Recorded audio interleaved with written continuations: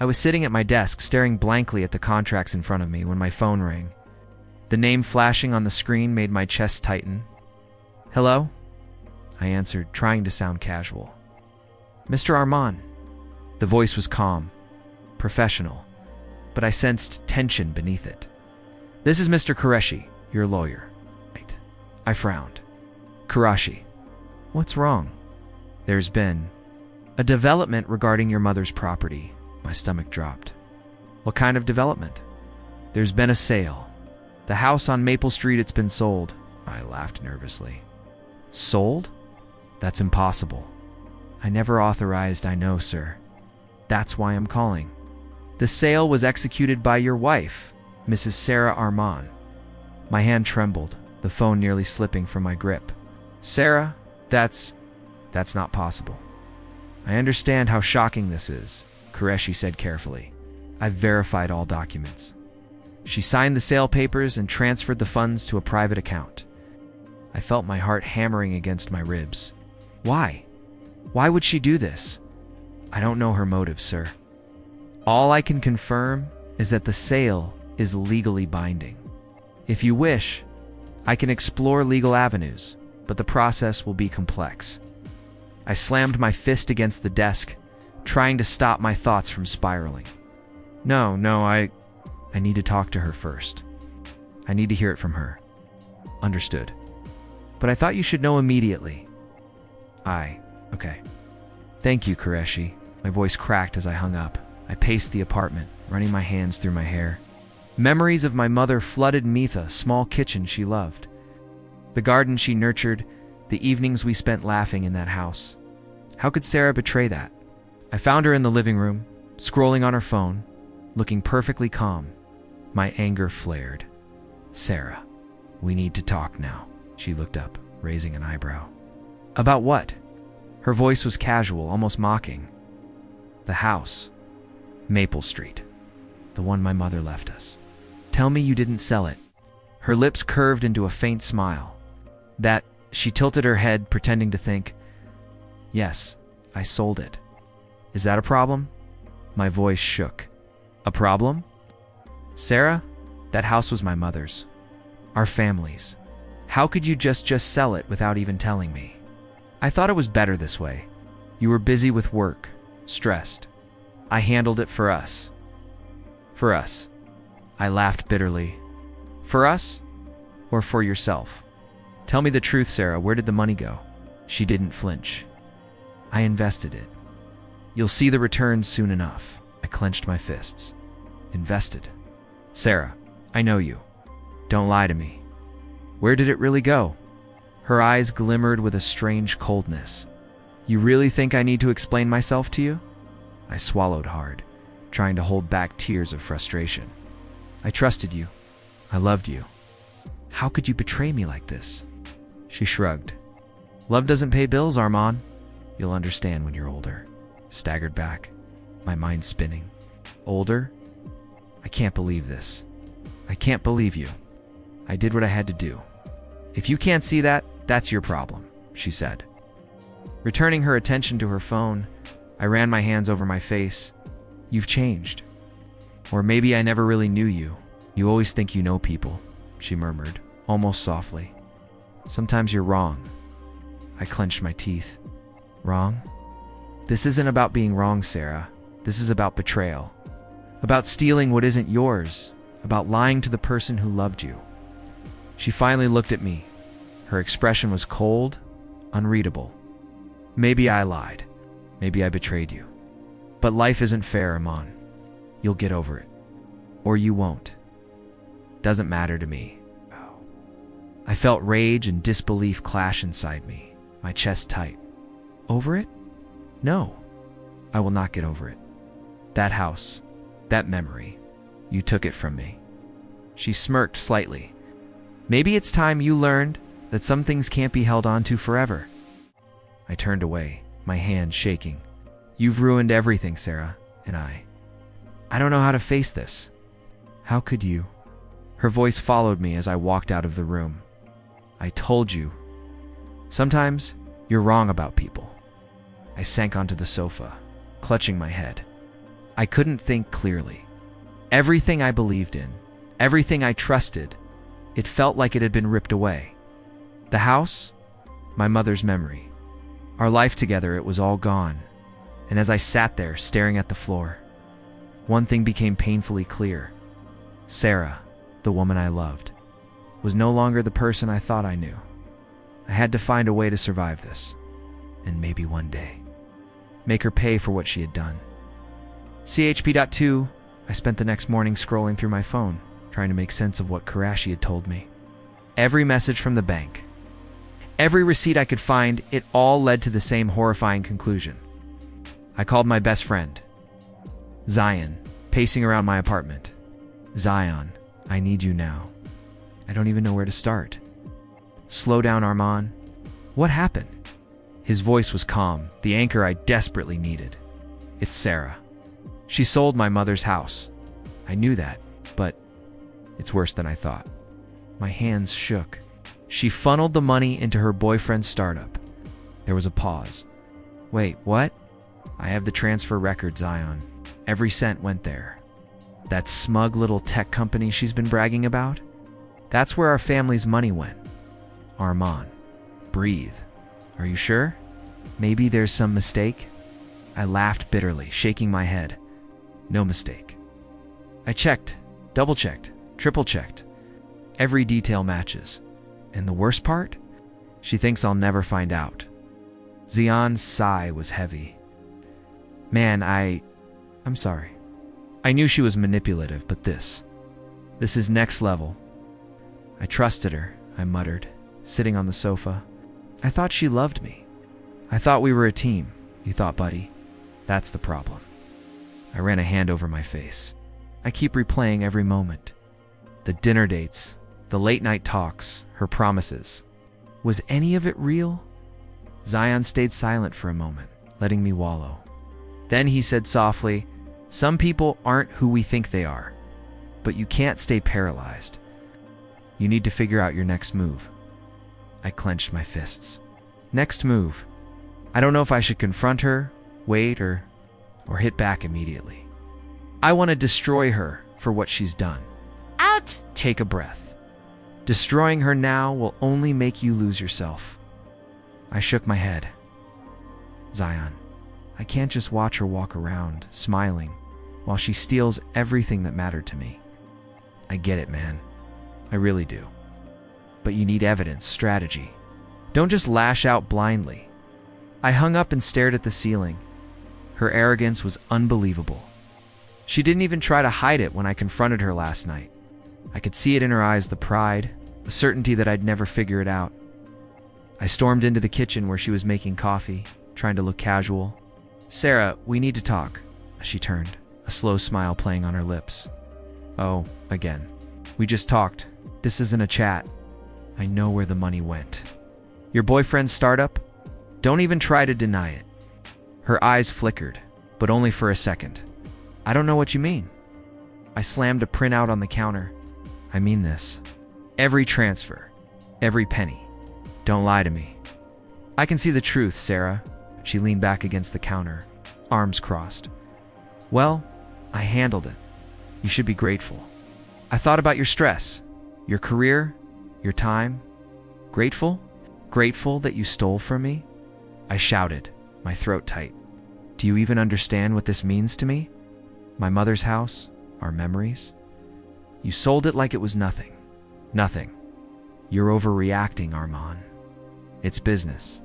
Life doesn't wait for sentimentality." I swallowed the lump in my throat. Business? This was personal. It was my family. "You ruined it," she shrugged. "Sometimes you have to make tough choices. Don't tell me I don't know how to prioritize." I backed away, rage and heartbreak colliding inside me. Prioritize? You prioritize yourself? Every step, every light was all you. You never loved me, did you?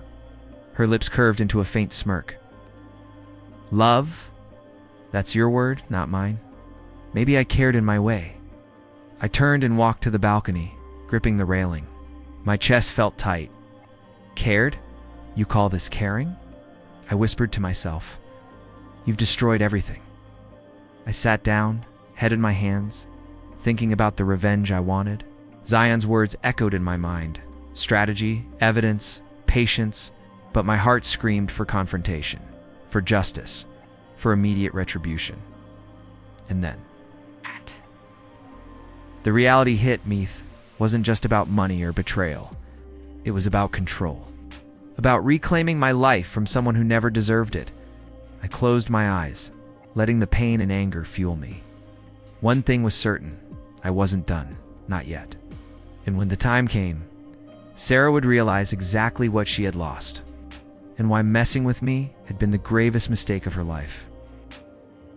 I avoided Sarah for days, pretending to be calm, polite even, but inside, I was anything but. Every time I saw her, I felt my blood pressure spike.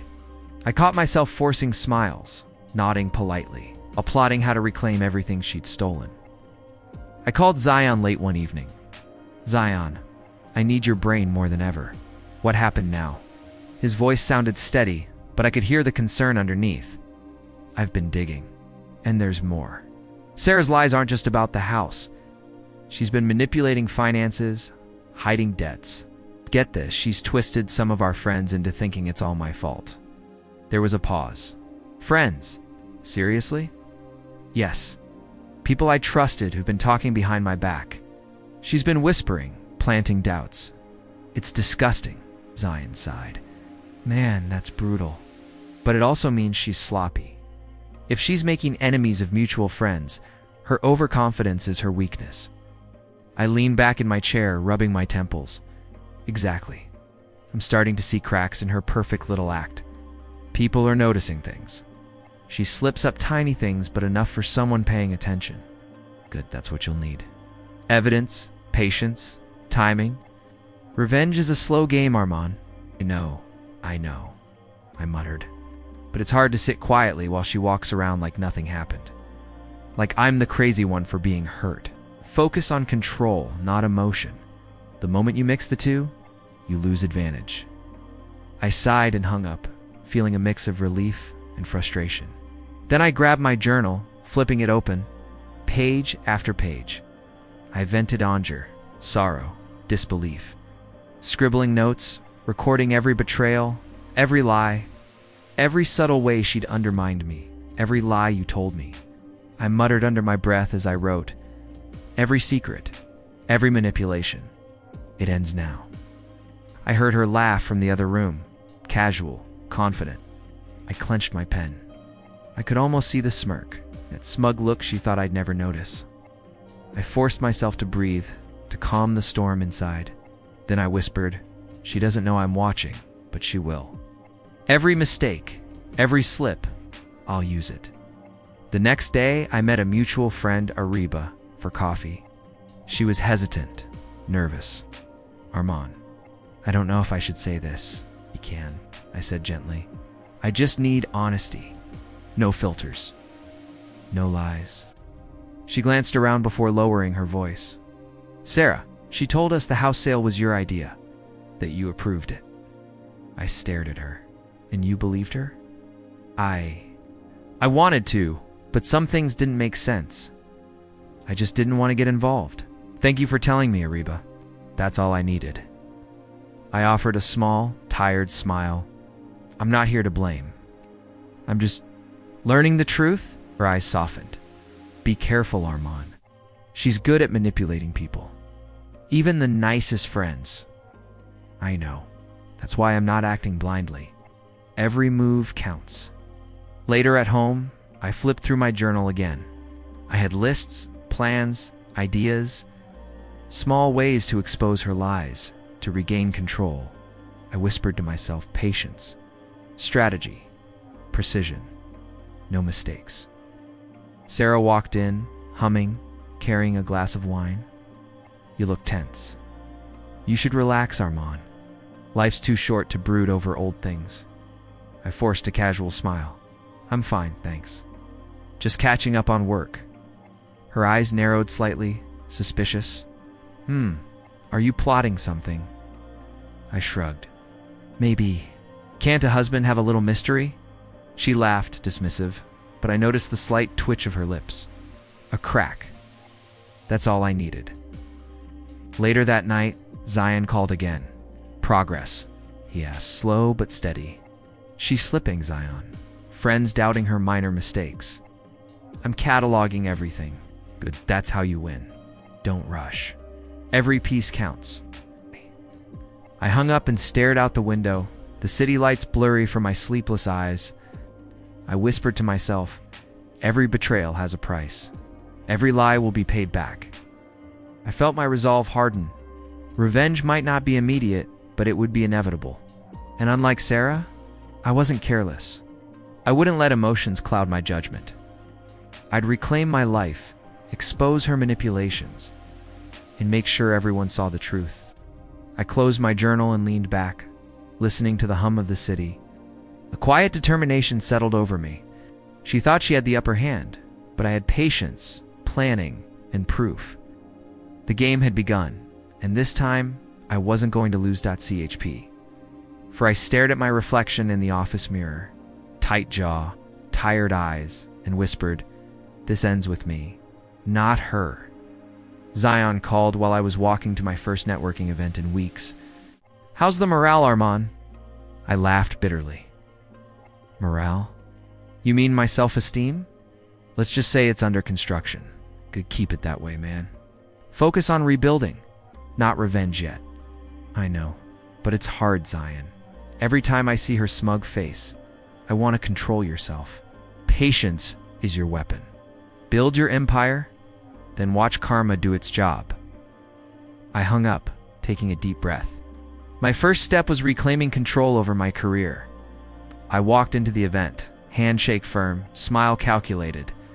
Hello, I'm Armand Malik, I said, introducing myself to a potential investor.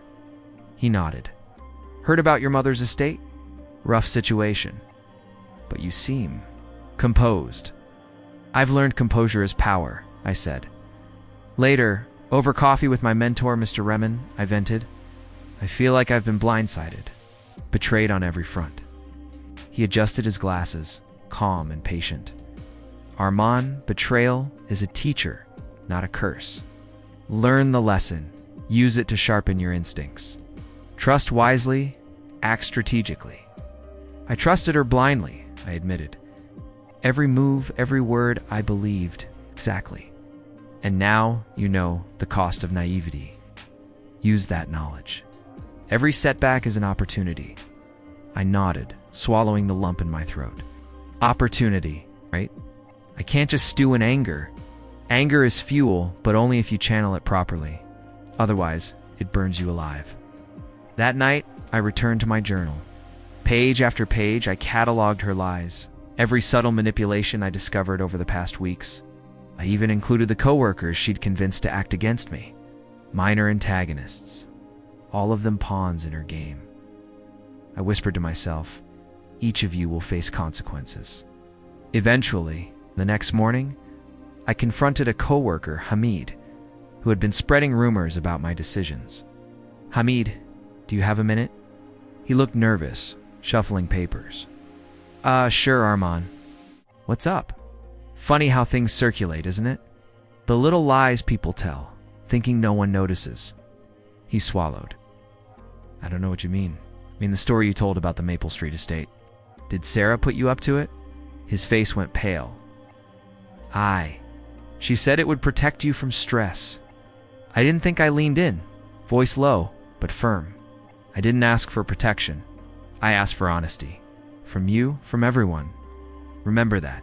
Hamid nodded quickly, eyes wide. Understood. I won't interfere again. Small victories, yes. But they fueled me. Each apology, each acknowledgement, reminded me that control could be reclaimed. Later, I checked on Sarah's startup online, curiosity gnawing at me. The numbers weren't looking good. Investors pulling out, project delays, management issues. I allowed myself a quiet smile. Karma was slower than I wanted, but it was moving. I called Zion. You won't believe it. Her little empire is wobbling. Investors are jumping ship. Deadlines missed. She's panicking. I told you patience, Zion said. The universe has a way of balancing things. I know.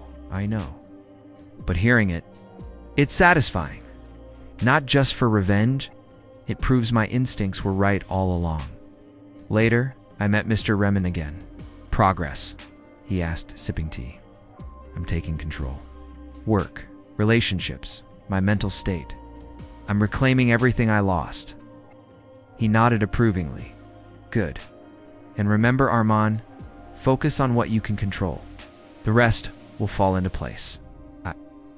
I left his office, heart lighter.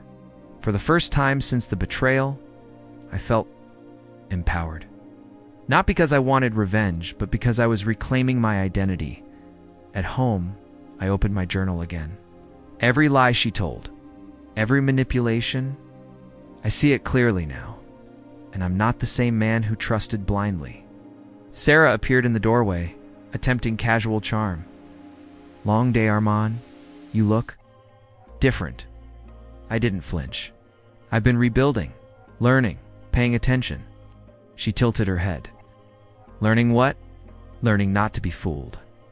Learning that some people are selfish and some are just too blind to see it, including me. She laughed lightly, but I could see her unease. Tiny cracks, just like Zion said. I whispered under my breath as I walked past her. Journal in hand, patience, precision, control, everything will be restored, and the rest will follow. That night I stared at the ceiling, thinking about the months ahead. Every meeting, every conversation, every small victory brought me closer to reclaiming my life. My rage was no longer chaotic, it was strategic, and for the first time in a long time, I felt like I had power again. Not over her, not yet, but over myself. And that was more important than anything else. Sarah's empire might crumble eventually, but I had already started building mine.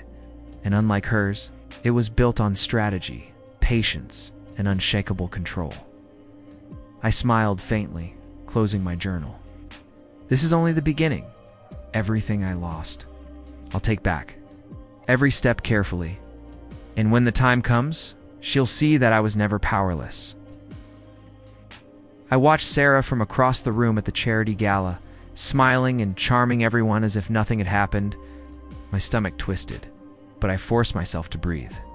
This wasn't about anger anymore. This was about strategy. I spotted Zion hovering near the entrance. I waved him over. I need eyes and ears tonight, I murmured. Relax, he said, grinning.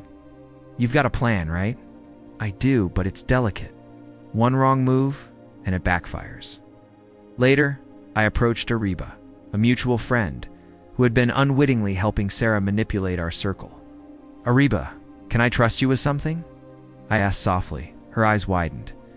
Of course, Armand. What is it? I leaned closer. I have proof that Sarah's been misleading people about her finances and the house sale.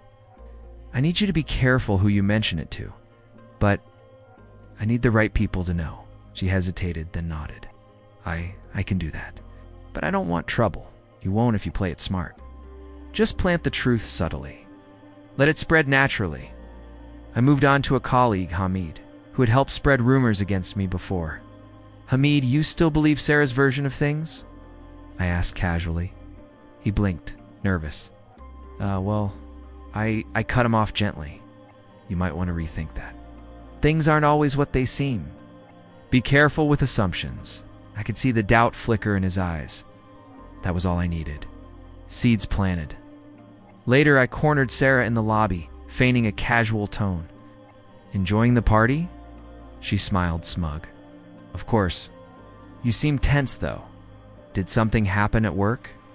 I leaned closer, lowering my voice. You really shouldn't underestimate people, Sarah. Little truths have a way of spreading, especially when you think no one's watching. Her smile faltered, just slightly. What are you talking about? Oh, nothing, I said, stepping back. Just careful what you assume is private. You might be surprised who's listening. She laughed nervously, adjusting her dress. You're imagining things. People like me, Armand, they know how to manage perception.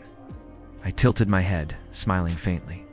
Perception is fragile, and even the strongest image can crack.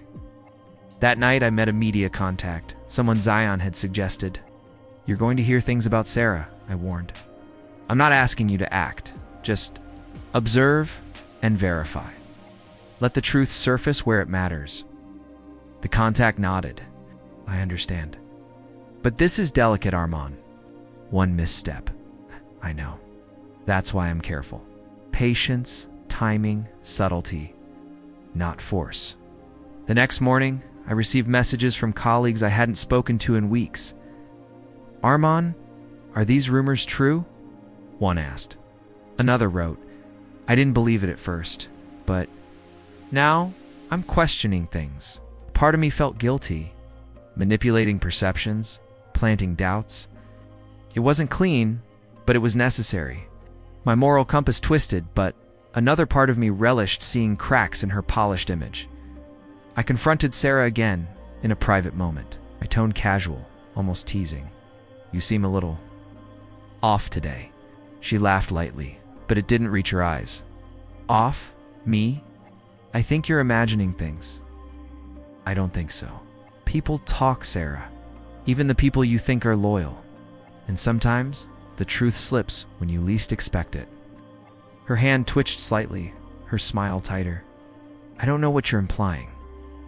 "Oh, nothing," I said smoothly. "Just enjoy your evening. Watch your words. Watch your steps. It's all connected after all." Her paranoia was subtle, but it was growing. Each glance over her shoulder, each hesitation before speaking, it was all part of the slow unraveling. Zion met me later, smirking. "She's slipping. Tiny cracks everywhere." "You're playing this perfectly." "I know," I admitted. "But it's uncomfortable. I feel like I'm becoming someone I'm not. This planning, this subtle manipulation. It's necessary, but it gnaws at me." "That's normal," Zion said. "But remember, you're not hurting innocent people. You're exposing lies, reclaiming truth. That's different."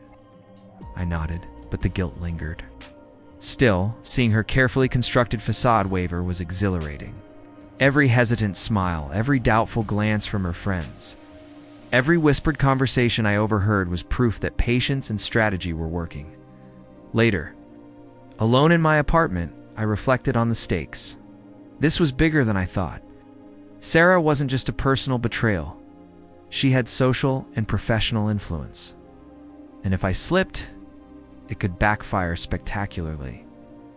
I flipped open my journal. Every conversation, every planted seed. Timing matters. Control your emotion, Armand. Precision wins where force fails. And in the silence of the night, I whispered, "This is just the beginning. She'll see what happens when someone she underestimated decides to play the long game." I smiled faintly, feeling the thrill of control. Revenge wasn't about brute force. It was about patience, strategy, and timing. And finally, I was ready to play the game. I woke to the news, barely believing it at first. Sarah's startup, her precious little empire, was collapsing. Investors were pulling out. The media was alive with rumors. And the whispers I had planted had started to bloom naturally. I called Zion immediately. "It's happening. Everything we predicted, it's happening." "Slow down, Armand. Don't get carried away. Watch, learn, record. This is proof that patience pays off." I ran my hands through my hair. "I know, but it feels surreal. I've been watching her for months, planting seeds. And now it's all unraveling without me touching a single thing directly." Exactly. Karma's quiet, but precise. Later, I ran into Sarah at the office lobby. Her confident facade had cracked her smile too tight, her eyes darting. She looked tired, almost desperate. "Armand," she said, voice shaking slightly. "We need to talk." I raised an eyebrow. "We do. Or you need to talk to someone to calm your nerves." Her lips twitched. I'm in trouble. The investors are pulling out. Everything's collapsing?" I supplied, calm, almost neutral. She hesitated. "Yes, and it's more than I expected." "Interesting," I said. "I wonder how someone so clever could miscalculate so badly." She blinked. You You're enjoying this, aren't you? I'm observing, I corrected gently. There's a difference. Her hands twisted nervously. Armand, I didn't intend for things to go this way. I thought I was making smart moves. Smart moves, I echoed, incredulous. Manipulating friends, lying about money, using people as pawns. She flinched, but tried to hold her ground. I had my reasons. You don't understand the pressure I was under. I understand pressure, Sarah, but pressure doesn't excuse betrayal. She turned away for a moment, voice quieter. I never wanted to hurt you. I didn't think it would go this far.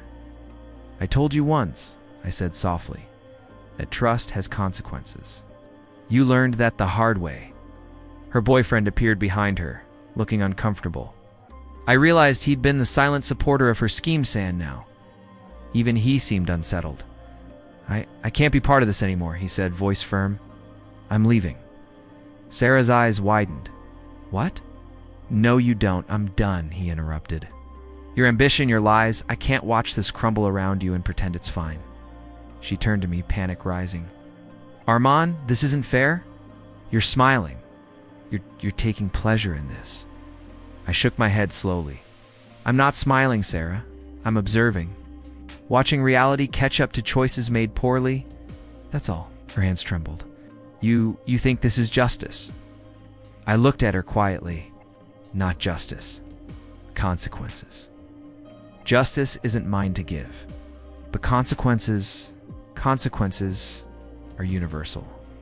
She sank into the chair across from me, defeated. I never thought it would end like this. I tried to manage everything, control everyone, and now I'm alone. We're isolated. Yes, I said, voice calm.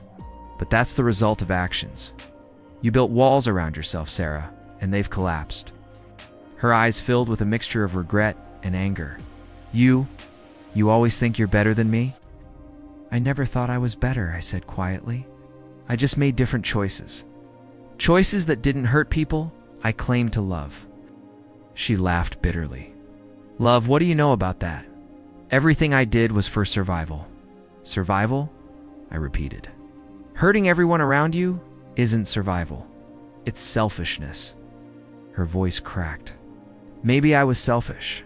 Maybe I underestimated everything. I leaned back, studying her. Yes, that's exactly it. You underestimated me, underestimated consequences, underestimated the people around you. A silence stretched between us, heavy and uncomfortable. I felt a surge of satisfaction, but it was tempered by a quiet understanding. Revenge alone didn't heal the wounds. Didn't erase the betrayal, I whispered to myself. Seeing this, it helps, but it's not the end. Healing, that's my work, not hers. Sarah's boyfriend gathered his things and left without another word. She slumped further into her chair, barely recognizing the world around her. I felt no triumph, only a steady confirmation. Actions have consequences, and the universe has its own timing. I had set things in motion, but the unraveling was beyond my control, and that was satisfying in a quiet, strategic way. You're still here, she said, after a long pause. Why? Why aren't you gloating? Because gloating changes nothing, I replied. I've seen the cracks, the failures. Observing is enough. It's proof that manipulation and lies eventually fail. Her eyes glistened with a mixture of desperation and fear. I don't know how to fix this. I stood and straightened my jacket. Some things can't be fixed. Sarah, only faced. Only learned from. You'll figure that out eventually. Gas. As I walked away, leaving her alone with the ruin of her choices, I felt a strange mixture. Relief, vindication, and the realization that Revenge Yvonne perfectly executed was only a part of the journey. The rest was about rebuilding myself, repairing trust, and reclaiming my own life.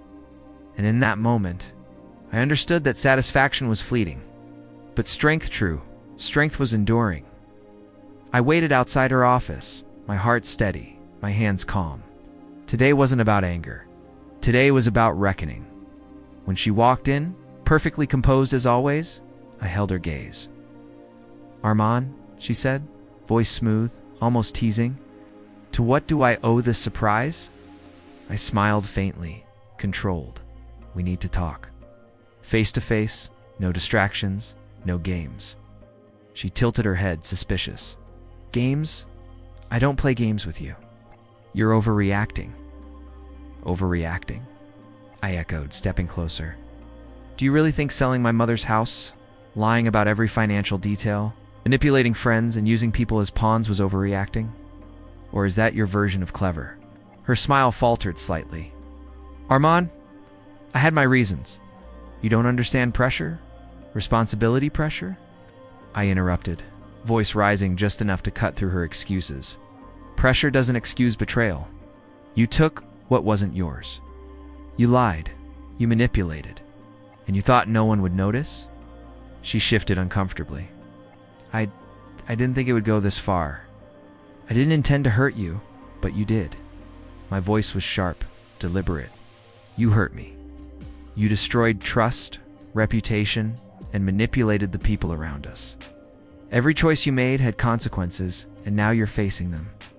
Her eyes darted briefly to the doorway, probably imagining investors, colleagues, maybe even the whispers that had started spreading about her collapse. You think this is about revenge? I asked softly, almost reflective. It's not. It's about accountability. Seeing the truth reflected back, watching the facade crumble. That's enough. I didn't know. Her voice faltered. I didn't know it would end like this. Of course you didn't, I said, voice calm now, almost detached. Because you never considered the people around you. You never thought your actions would reach beyond your selfish ambitions. And now here we are. She laughed bitterly, a sound with no humor. And what now? You've ruined me, publicly and privately. I shook my head slowly. I didn't ruin you. You did that yourself. Every manipulation, every lie, every betrayal, it's all on you. I just watched it unfold. And now you've learned the hard way. Her shoulders slumped, the confident posture she carried for years finally collapsing. I underestimated you. I thought you'd never notice. I thought I could control everything. You thought wrong, I said firmly. But I'm not here to gloat. I'm here to reclaim what's mine, my mother's legacy, my peace, my life. And I've done that. You've already lost, Sarah, not because of me, but because of yourself. Her lips quivered. Armand, do you hate me? No, I said quietly. I don't hate you. I pity the choices you made. I feel regret for the years I gave you trust you didn't deserve. But hate? That doesn't heal me? Closure doesn't come from revenge or anger. It comes from knowing who I am, what I stand for, and setting boundaries that you crossed and can never cross again. Shay looked at me, truly looking now, and I saw a flicker of recognition, arrogance replaced by humility, fear replaced by comprehension. She had been exposed, humbled. You've changed, she whispered. I smiled faintly. Not changed, evolved. I learned from betrayal. I rebuilt myself when you tried to destroy me. And now, I move forward without you controlling my life or my happiness. Her voice cracked. And the house? It's restored, I said firmly. Everything that was taken, manipulated, misused, reclaimed. My mother's legacy is safe, and so am I. She lowered her gaze, silence stretching between us. No excuses. No arguments. Just the weight of choices and consequences settling in the room. I turned to leave, pausing at the door. Remember, Sarah, power isn't taken by deceit. It's earned. And respect isn't demanded, it's given or withheld. You chose your path. I chose mine. As I stepped into the hall, away from the tension, away from the remnants of manipulation and betrayal, I felt a release I hadn't felt in months. The knot in my chest loosened.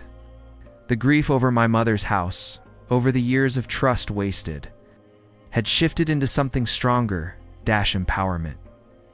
I walked outside into the sunlight, inhaling deeply. For the first time since the betrayal, I wasn't defined by her actions. I was defined by my resilience. my choices. I regained autonomy. I whispered to myself, closure doesn't come from revenge. It comes from self-respect, from reclaiming control over your own life. And I have that now. Looking back once, I saw her alone in the office, hunched, subdued, contemplating the collapse she had orchestrated herself. I felt no satisfaction in her, but only a quiet acknowledgement that justice, karma, or consequence, whatever you want to call it, had caught up, and as I woke up to sunlight spilling across my desk, warm and unhurried. It felt different now, not tense, not shadowed by betrayal. Just light. I smiled, sipping my coffee. This is mine, I whispered. Everything from here on out is mine to shape, Zion called. Morning, Armand. You sound lighter. I am, I admitted. The past isn't gone, but it doesn't weigh me down anymore. I'm focusing on the life I want, not the chaos someone else created. That's good. That's growth. You finally understand power isn't control over others, it's control over yourself. I nodded, even though he couldn't see me. Exactly. I've learned that trust is earned, not given freely. Love is mutual, not manipulated. And revenge. Revenge is hollow unless it builds something inside you. Later, I met Mr. Remen for breakfast. You seem different, he said, raising an eyebrow. Calm, focused. I feel whole, I admitted. The storm passed, and I stayed standing. I can finally see what I've been missing all along, he smiled. That's the point. You rebuild, not just to replace what you lost, but to grow beyond it. Exactly, I said. I've been reconnecting with people who mattered, those who stayed loyal, and letting go of those who only brought chaos.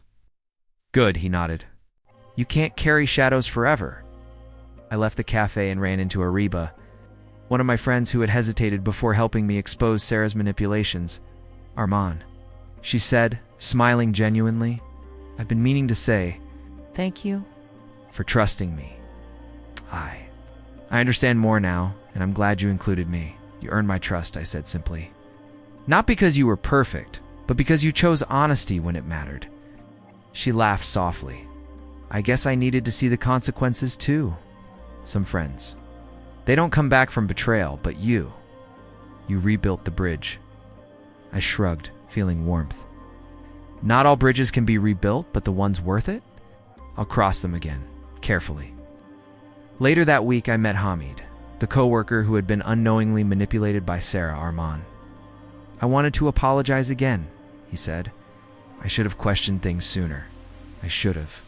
Supported you better. You did what you thought was right at the time, I said. Now, we move forward. That's what matters.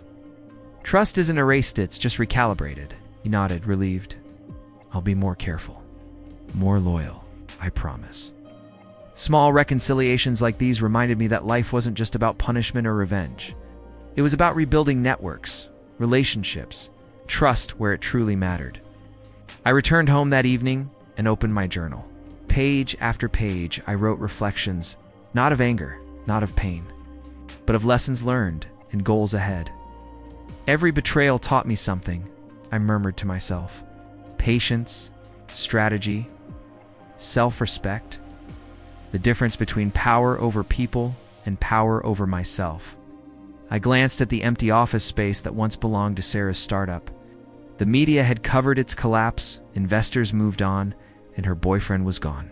She was powerless now, fully exposed. I felt no joy in that, only a quiet sense that reality had balanced itself. Zion called again that night.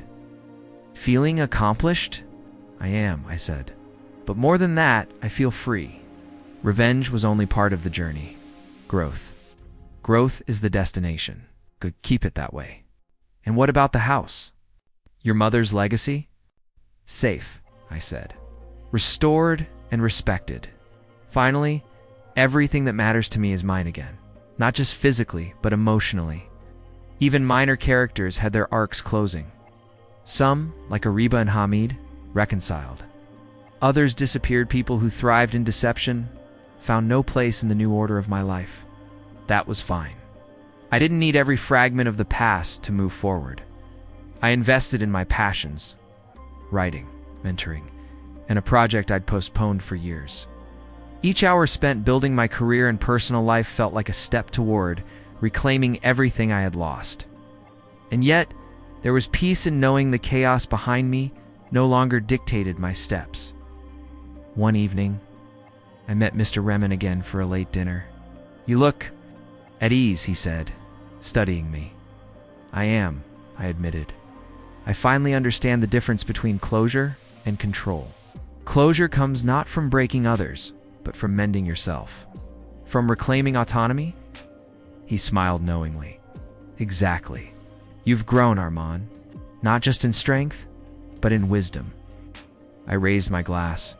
To growth, 2 lessons learned, and to the future mine, fully in my hands. That night, I walked through the city streets, breathing in the cool air. The chaos, the betrayal, the rage, all of it felt distant now, like a storm that had passed.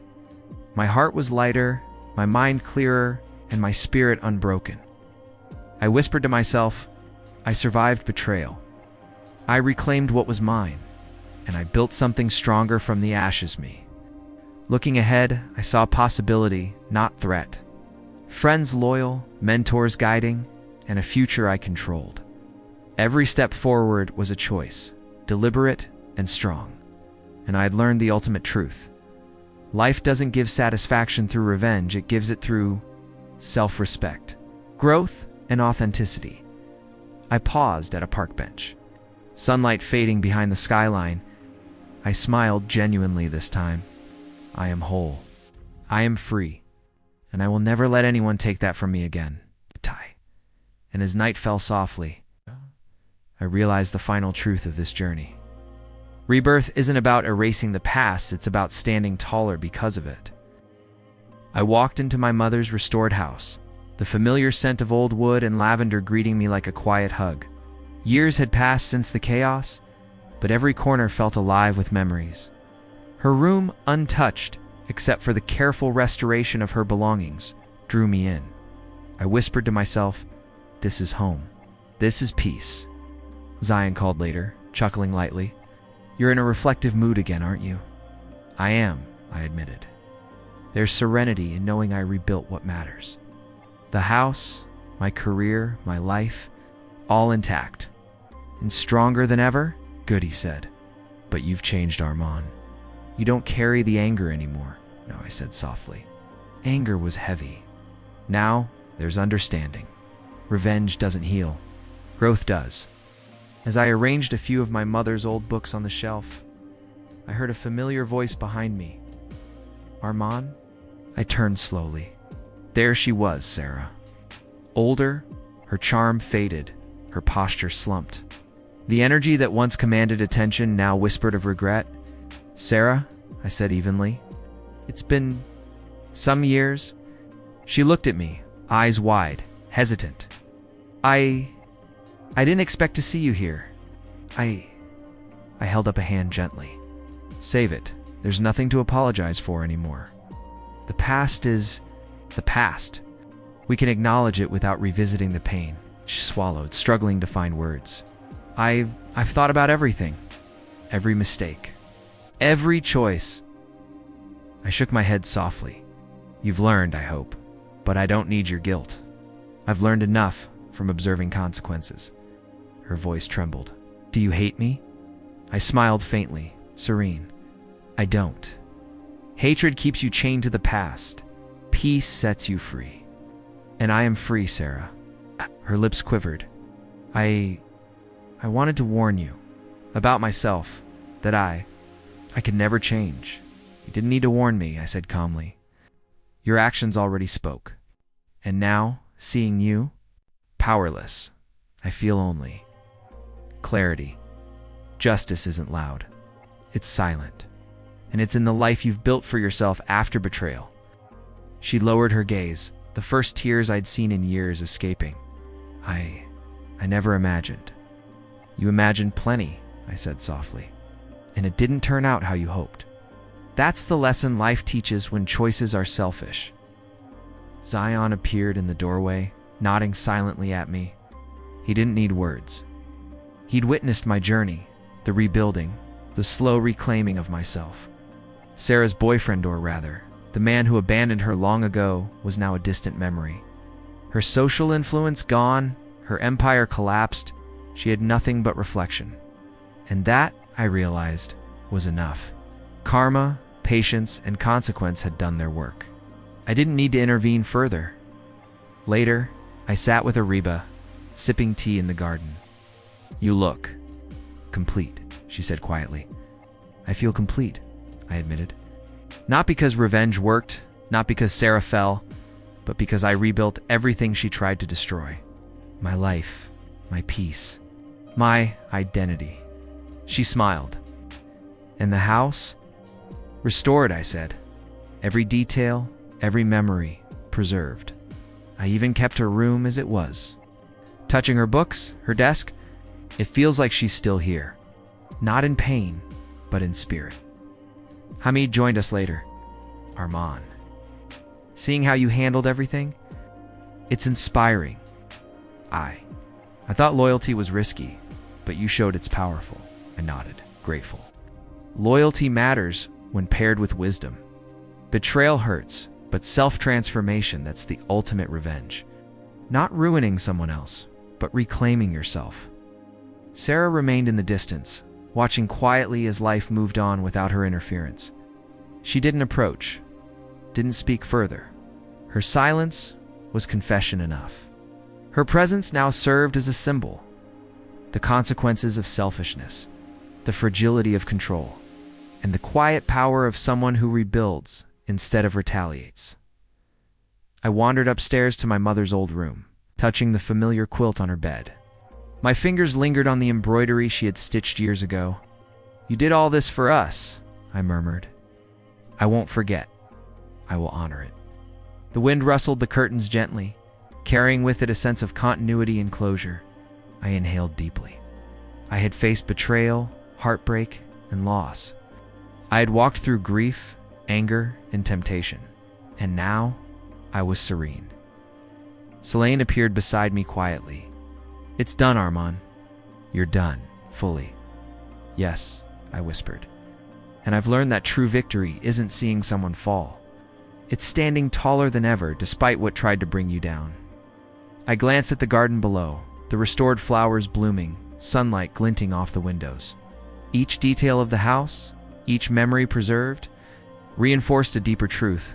Life continues, and peace is earned, not taken. Sarah's quiet figure was a reminder of choices made, consequences faced, and the enduring power of integrity.